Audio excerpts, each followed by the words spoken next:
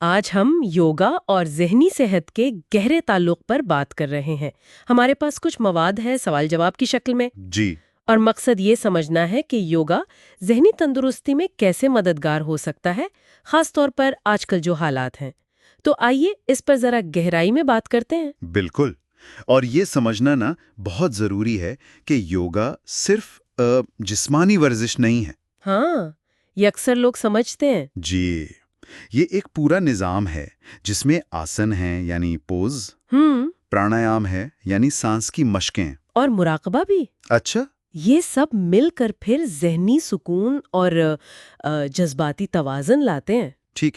تو جو سب سے عام مسئلہ ہے آج کل، تناؤ اور اضطراب، جی، بہت عام ہے۔ یوگا اس میں کیسے مدد کرتا ہے؟ مطلب کیا یہ صرف وقتی طور پہ سکون دیتا ہے یا اس کا اثر کچھ گہرا ہوتا ہے؟ دیکھیں، یہ ایک اہم سوال ہے۔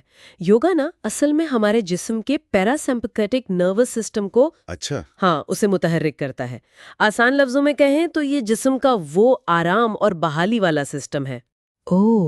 جو تناؤ کا جو رد عمل ہوتا ہے نا، لڑو یا بھاگو والا، جی جی۔ اسے کم کرتا ہے۔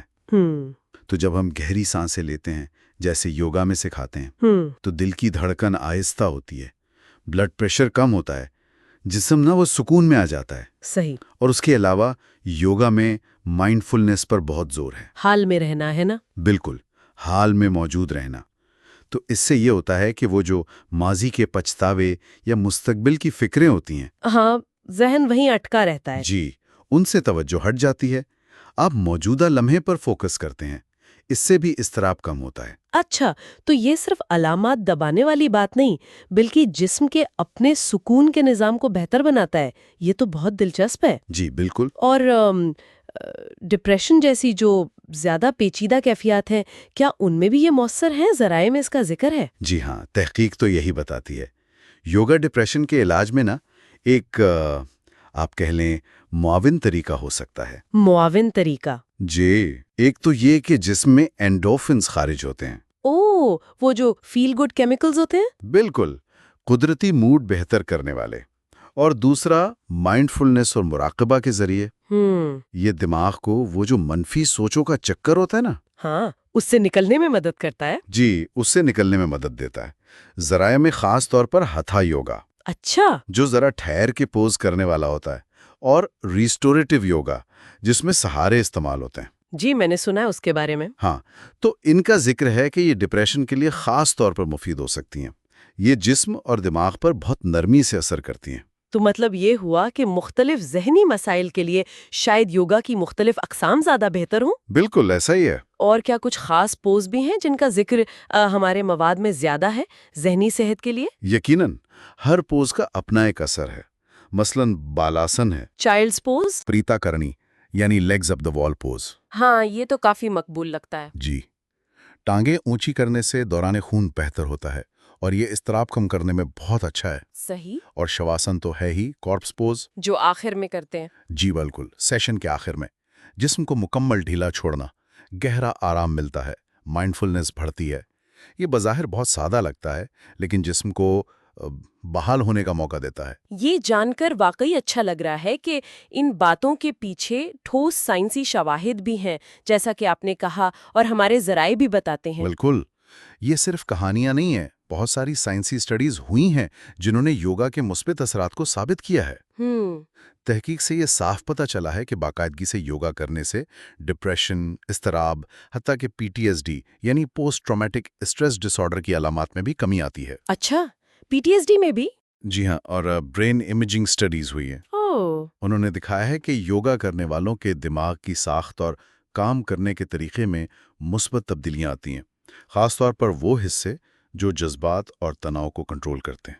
واو! یہ کورٹیسول جو تناؤ کا ہارمون ہے، اس کی سطح کم کرتا ہے۔ جی۔ اور دماغ میں گابا اور سیروٹونن جیسے نیورو ٹرانسمیٹر جو موڈ کو بہتر بناتے ہیں، ان کو بڑھاتا ہے۔ زبردست! تو یہ کیمیکل لیول پر بھی کام کر رہا ہے؟ بالکل، یہ کیمیکلز ہمیں پرسکون اور خوش محسوس کرواتے ہیں۔ اور آپ نے PTSD کا ذکر کیا، اس کے لیے بھی کوئی خاص قسم ہے یوگا کی؟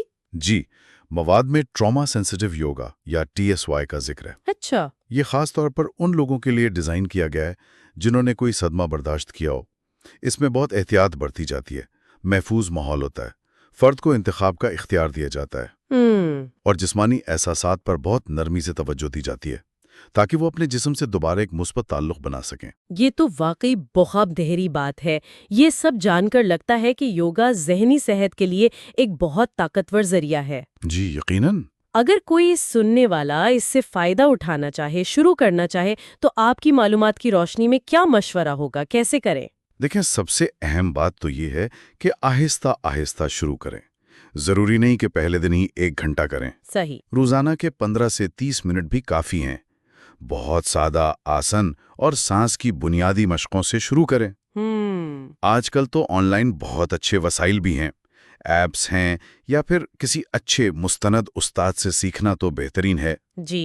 اور مستقل مزاجی، وہ بہت ضروری ہے۔ یہ کوئی مقابلہ تو ہے نہیں، ہے نا؟ اپنے جسم کی سنیں، جو آرام دہ لگے وہ کریں۔ بالکل۔ تو اگر ہم آج کی یہ ساری گفتگو کا خلاصہ کریں تو ہم یہ کہہ سکتے ہیں کہ ہمارے ذرائع کے مطابق یوگا صرف جسم کو لچکدار بنانے کی چیز نہیں ہے، بالکل نہیں، بلکہ یہ ذہنی اور جذباتی صحت کو بہتر بنانے کا ایک مکمل شواہد پر مبنی طریقہ ہے۔ جی، جامع طریقہ، جو تناؤ، اضطراب، ڈپریشن جیسی کیفیات سے نپٹنے میں مدد دے سکتا ہے۔ بالکل درست کہا۔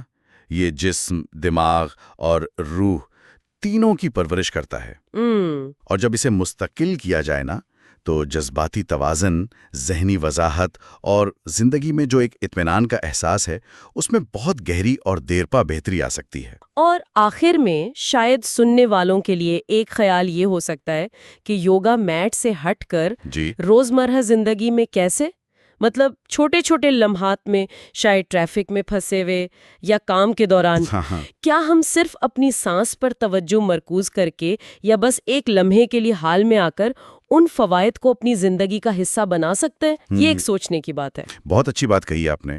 یہ مشق کہیں بھی کبھی بھی کی جا سکتی ہے۔